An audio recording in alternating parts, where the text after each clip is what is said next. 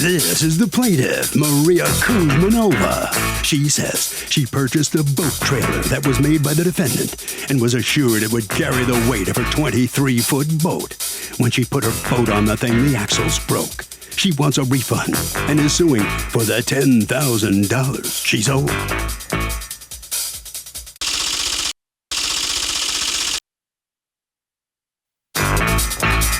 This is the defendant, Robert Keel. He says you're not supposed to transport a boat with full tanks of gas. The plaintiff clearly did, which added 3,500 pounds to the boat. That's why the trailer broke. He's accused of being a little too heavy-handed.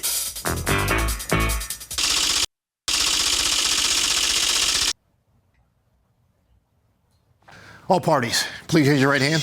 The People's Court is now in session. The Honorable Judge Marilyn Leon is now presiding. Litigants have been sworn, Your Honor.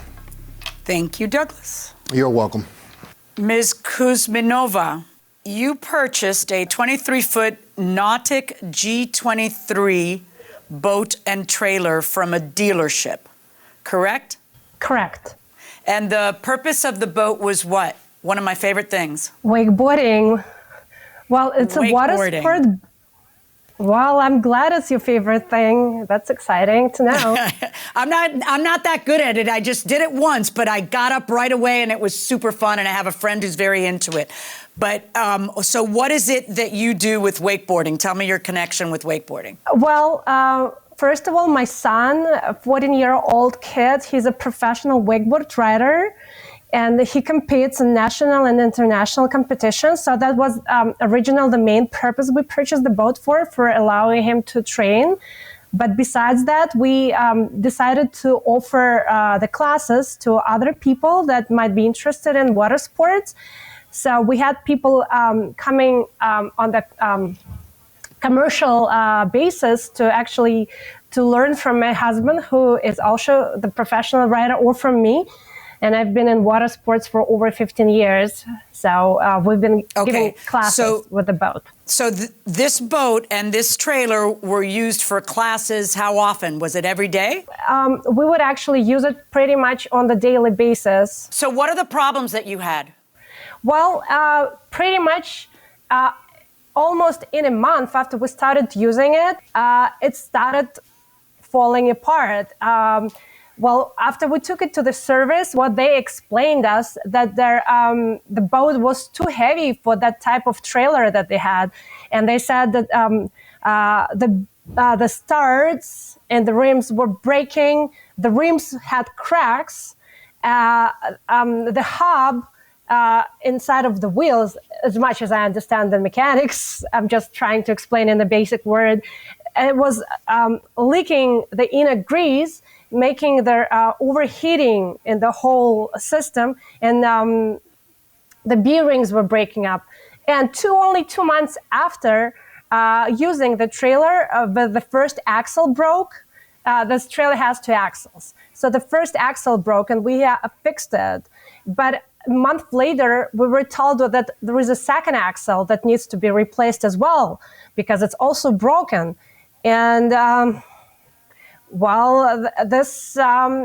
was the point when I tried to contact the dealership, and they referred me to the defendant, saying that it's under the warranty with him, and if I need to have any repairs, I have to be contacting him directly. And that's when I tried to reach out to him, which was quite unsuccessful. So in 2019 alone, after 2 months of using the trailer, we incurred expenses in over $3,000 with the price of the trailer that less than $10,000. So it was quite a lot.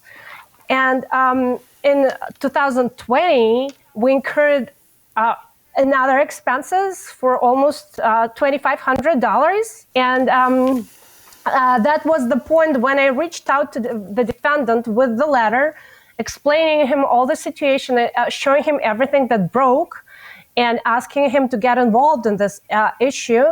I received a letter from him with the email of their axle builder. So what he did, he purchased axles from some independent company, and advised me to talk to them. So when I reached out to them, and there are like numerous emails between me and this person named Mark, who asked me to weight the boat, and he is saying that the axles that he sold to the builder, to the defendant, were not suitable for that heavy of the boat in the first place. So the axle builder agreed on the fact that the boat wasn't suitable for that way, for his axles. Let me hear from you, Mr. Keel. Let me hear from you. Yeah, we built that trailer in 10/17. Okay, so October of 2017. Go on. Yeah, and we delivered it to Sun 11/17. So, and then And it at that goes time, over to the weight- them, and they're the ones. I need you to listen. They end up selling it to her. But my question is there a warranty from you on the trailer? There's not a written warranty that I give to them. I agree to their warranty. Right, but who gives the warranty to the customer, the dealership or you? And then I back up Sun. Okay. But the axles are warranted by the axle manufacturer, and they carry a 5-year warranty. Right, but the axle manufacturer is pointing the finger at you and saying that you ordered the wrong axles for this truck. Well, we got a lot of misinformation here. The boat is a Nautique G23.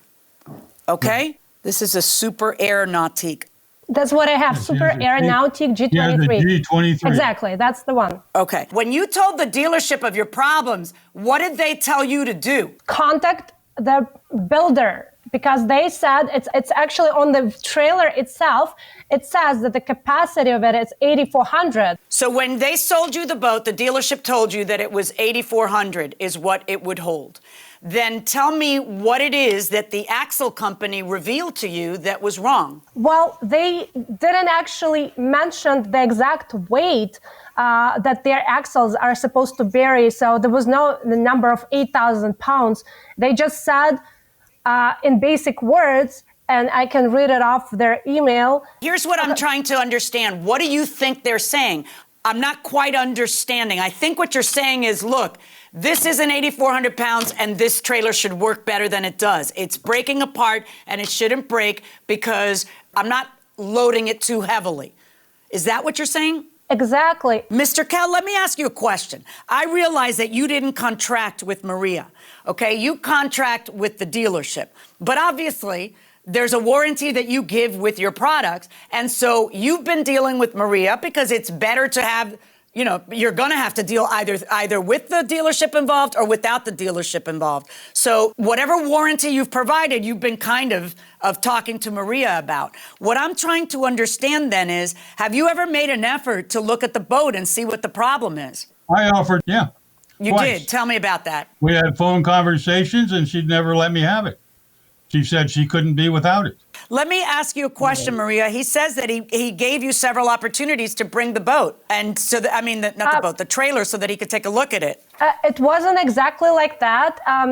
When defendant was in their dealership while my boat was servicing there, he did offer to take the trailer. But you know what he offered? He said, yes, I can take the trailer, but you have to figure it out what to do with the boat, because I'm not taking trailer with the boat. And I said, okay, do you have a spare trailer? I can put the boat on. Where am I supposed to put the boat? You know, the boat comes with the trailer.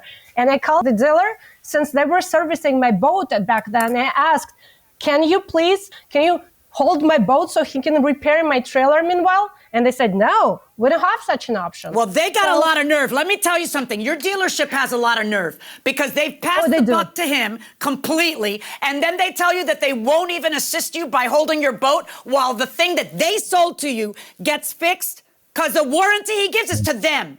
So technically speaking, you're not supposed to sue him. You're supposed to sue the dealer because you have a contract with the dealer. You see? You have a contract with the dealer. And the dealer is just washing their hands of you, referring you to him. The dealer can then bring him into the lawsuit, and say, hey, you warranted me, I warranted her, so you have to get involved. That's how this is supposed to work. Instead, they wash their hands, they tell you to go sue him, go talk to him, and then the one thing they're called upon to do You want your boat dry docked, and they won't even help with that much.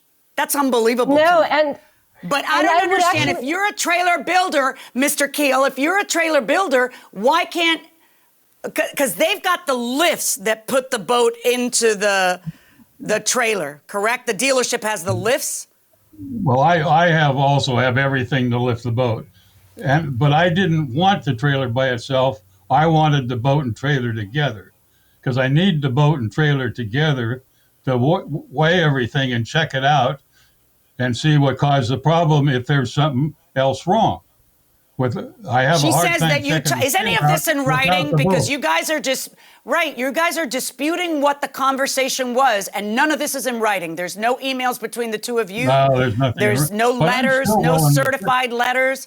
Yeah, I know. She's out a bunch of money, but look, Maria, what it seems to me like is that you're hustling. You're making money with the boat, and it's easier to just take the trailer while the boat is on the water and you're making money, take the trailer to the marina right there, they fix it, and so you keep putting a Band-Aid on it and putting a Band-Aid on it and putting a Band-Aid on it until in the course of a year and a half, you've racked up some serious bills on a stupid trailer. It's a $10,000 trailer. You have racked up like almost $5,000 or whatever it was in bills. The people who sold you the trailer, those are the people. I don't know how you didn't sue them. You should be suing them too. Okay? Now, you have a warranty that he is still willing to honor. Okay? When you have a warranty, your right is to get the thing fixed. Your right is not to collect money without giving someone an opportunity to fix it. So you have to give him the boat and the trailer for him to fix it. Take the boat over there so that he can honor the warranty. Boat and trailer. I want you to take care and honor this warranty in 1 week. Make this your priority. So there's a warranty, honor the warranty. And now if something goes wrong and he doesn't honor the warranty and he doesn't fix it, let me tell you what you need to do. You need to sue the dealer who sold it to you. You'll see when they're actually in the lawsuit, they will all of a sudden make sure all the right stuff happens instead of washing their hands of you, because they're the ones who give you the warranty. He gives them a warranty. That's a concept in the law called privity of contract. You have a contract with the dealer. You never met this guy before in your life. He doesn't give you a warranty. He warrants them to the dealer. So the dealer, to save a step, he just deals with the customers directly and tries to solve it. That makes sense. So let's try to save that step now. Bring the boat and the trailer and take care of it in 1 week. This is her livelihood. She can't be 2 weeks or 3 weeks just in case. She needs you to have it done in 1 week. All right, so good luck, everybody. Thank you, Your Honor. Mr. Keel, what do you think about that? You're willing to cooperate? Yes, although I've made a real effort to contact her and get a hold of the boat before it festered into this, but she would have nothing to do with it. Well, of course, she didn't know who you were. She couldn't be without the boat. But anyway, you're going to get it fixed for her, and she'll be able to use the boat, change those axles, right? All right, sir. Well, good luck to you. Maria, let me ask you, how do you feel about the outcome of the case now? Are you okay with this? Are you satisfied? Well, as long as my trailer will be in nice and workable condition, I am. And I'm really hoping for Mr. Curl to take care as urgently as the judge ordered it within a week. Hope it works out. It's very complicated, but good luck to you. Let me ask you a question. So you go to Honda and you buy a Honda, and then your Honda breaks down, and Honda tells you, "Oh yeah, I bought the axle from Axle Rod Joe over there. So you go deal with him." Yeah, not so much. That's no way to do business. It's not only no way to do business; it's completely ridiculous. That's not how it works. It's kind of odd. The dealer kind of told her to. Oh, it's not odd. It's self-interested. It's kind of it's very much. Absolutely. Obviously it's easier for them. Or frankly, maybe they said, "Okay, we'll work this out," and then they called him, and he's supposed, but they washed their hands of it, which is really bad. They really didn't assist in any way, shape, or form. No. No, we're not gonna have your boat here. No, we're not gonna help out. No, we're not gonna facilitate the warranty. I mean, they really truly said, well, don't talk to us, go talk to him. Rodney wants to know this. Hey, Harvey, why do states have different laws making things so complicated? Why not just have one set of laws for all 50 states? Oh my God, you're asking me a question that takes 3 years of law school. Here's the thing.